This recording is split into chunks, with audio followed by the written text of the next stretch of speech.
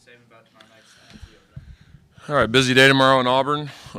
First day of spring football, and Auburn baseball top 5 showdown at 4 p.m. So would encourage fans to go check out baseball first, help get them a win, and then show up for another late one for the Tigers tomorrow night at 9 in Neville. So with that, I'll take any questions. Stephen, it's become more common for high majors to, when they don't make the NCAAs, to just turn down the NIT and move on. Why did you guys decide to keep on playing when so many teams in y'all's position are turning it down these days? Yeah, I mean, I'm here to coach basketball. The guys on my roster are here to play basketball, and we're all here to compete. And I'm not going to duck away from an opportunity to go out there and prepare and compete and play basketball because that's what we're here to do. I'm not going to take my ball and go home because we didn't make the tournament.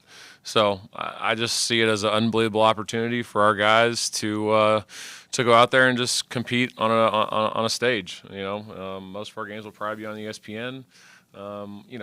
There's a lot of people in college basketball that would love to be able to do that. And obviously our goal is to not to play in the NIT.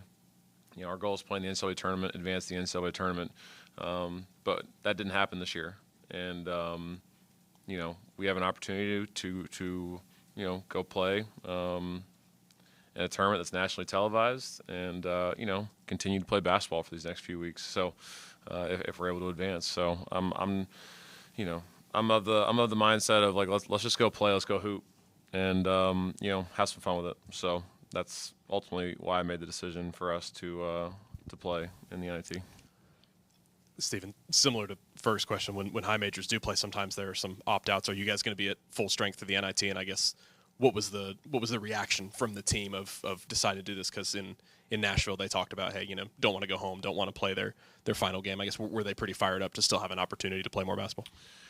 I don't know about opt-outs yet because we visited last night after the selection show, and obviously everyone was, upset for not having made the tournament, and told them to sleep on it, and I'll be with them here in the next 30 minutes. So as of right now, no one's called me or anyone on my staff saying that they're not playing, but if that changes, obviously we'll let you guys know. How does this affect, just getting ready for the portal? How do you kind of merge and do these two things? You're going to be coaching a lot, portaling, getting ready for the portal. How do you do that? Well, the portal doesn't open until after the Final Four. So if the portal was open now, that might have affected my decision. But, right now, besides us getting organized and getting a roster of, guys that we'd like to go after if they do intend to go in and watching film, there's not a whole lot we can do. We can do both of those things if we're playing home games in Auburn in the NIT. So I just felt like you can do both, and that's what we're going to do. So we've been actively preparing for this portal cycle for a few weeks now, and our staff's been really hard at work just getting things organized and identifying some of the positions that we'll need to fill for next year and looking at potential targets. If they do go in, we'll be prepared because we've watched film, we've evaluated the things that they do, and we've been obviously looking at the international market as far as players that are available from over there that we can currently be recruiting. We just feel like right now we're able to do both, so that's what we're gonna do. South plays looks like a pretty funky kind of zone. Nobody shoots more saw more threes than they did this season. Just talk about that matchup, and just it's a very different kind of defense than what y'all have been seeing really the last few months. Yeah, it's got some Merrimack tendencies to it, and just with the activity and how much they fly around, they lead their conference in turnovers forced, and they do a great job of taking away some of the things that you want in as far as when you go against zone, like when the ball goes to the high post, they're all collapsing. They want you to take threes, and that's. We got to find certain spots on the floor that we can attack and be aggressive. But, they're going to play the entire game in zone, whether it's 2-3 or 1-3-1. They're going to try and junk it up and keep you off balance as best they can, and they do a really good job with it.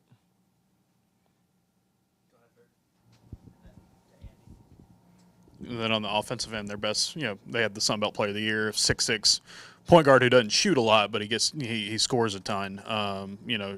just the challenge is kind of matching him up, and the guys they put around him seems like they got some catch and shoot guys that they like to use around him. Yeah, he's big and physical, and he plays bully ball. He gets to the rim, does a great job of finishing through contact. He draws a ton of fouls, so he does a great job of getting to the free throw line.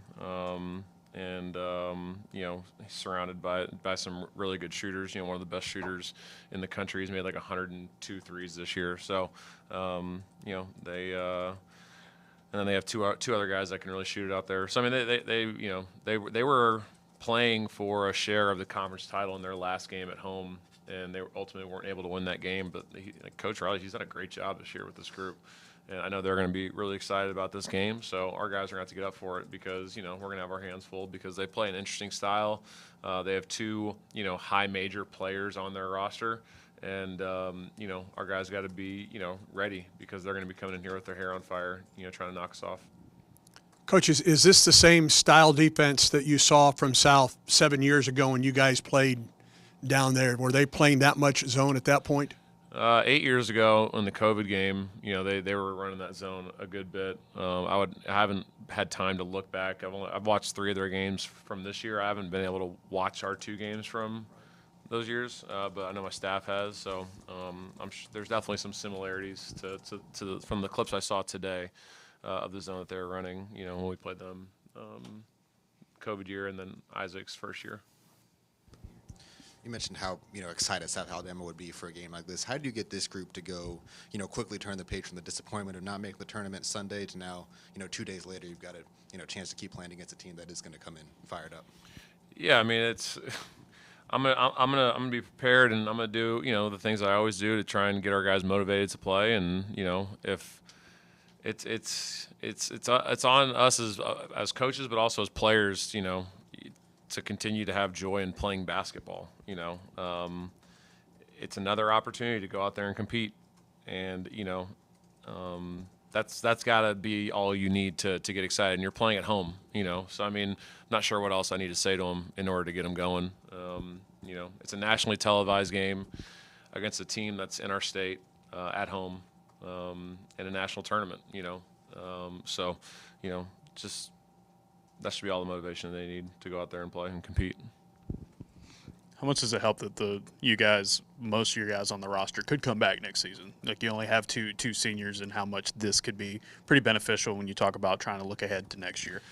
Yeah, I mean, part of the decision is trying to be around the guys that, we'd love to keep in this program and have another couple weeks of practice with them and, just try and finish this thing on a high note and, continue to try and make their own history because, even though we're 17 and 16, this team's done a lot of really good things this year, and let's try and add to it. So, that's part of it too. Is being around the guys that we want to come back next year for hopefully another week or 2.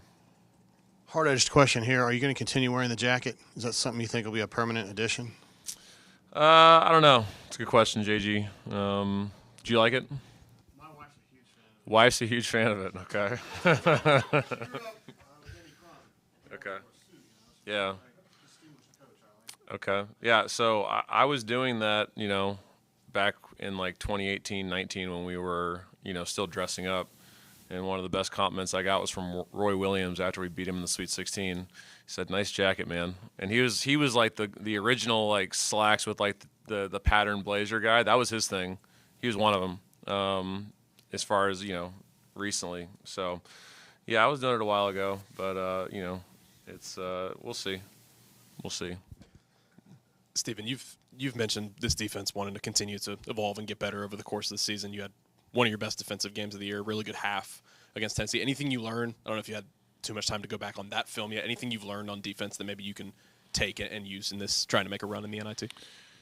Yeah, I like the Mississippi State game. Like we were really good, and we did some things that like we hadn't done all year, which I kind of was surprised a little bit with how well we took to it. The first half of the Tennessee game was, that was impressive. Like, we trapped every ball screen and just like made those bigs make plays, and like we did a great job with it. In the second half, they made the adjustment and didn't run any ball screens. But I thought our guys, did a lot of really good things. So yeah, that may be something that this team is better at than what we're typically used to doing. But We'll mix up our coverages and we'll do a little bit of both. But I thought those were two of our better defensive efforts, of the year in the SEC tournament. I think that's something that we can build off of.